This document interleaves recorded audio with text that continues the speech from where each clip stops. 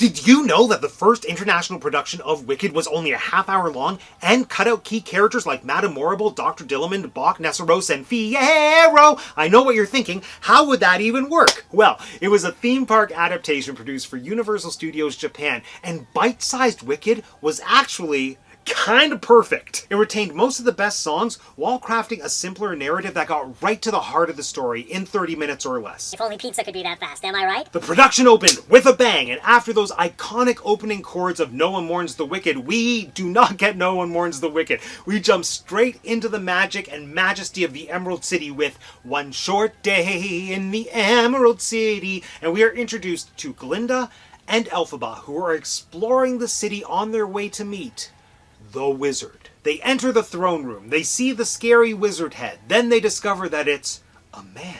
And then the wizard has this expository moment where he absolutely shatters the fourth wall and talks directly to the audience and tells the audience that one of these two girls is destined to become the Wicked Witch of the West and the other one is destined to become Glinda the Good. He puts that fourth wall back up and turns to the girls and asks them, "How did you two become friends?" And then we get a flashback to dear old Shiz. Everyone bullies Elphaba because she's green. That's when we get, "What is this feeling so sudden and new?"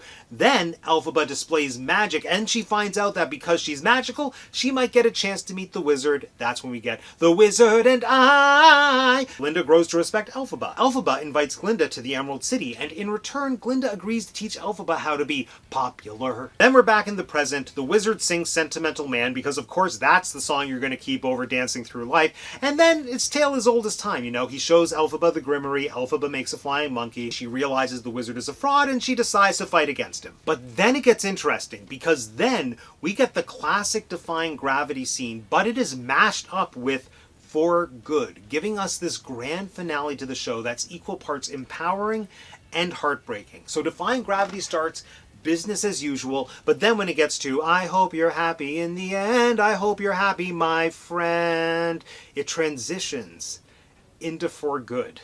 And then they sing For Good, and then the button on the show is that big climactic part of Defying Gravity when Elphaba flies and she does her battle cry, and it is so powerful. And this kind of seamlessly sets us up for the Wizard of Oz that we are all familiar with. Elphaba has been branded as Wicked. Glinda is destined to become Glinda the Good, and we know because they sang For Good that they're never going to see each other again. So I'm curious, what do you think about this alternate ending to Wicked? Do you prefer it over the original?